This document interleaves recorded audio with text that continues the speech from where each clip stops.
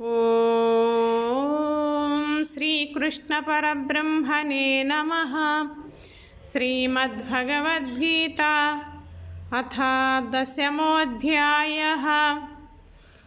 6వ శ్లోకం.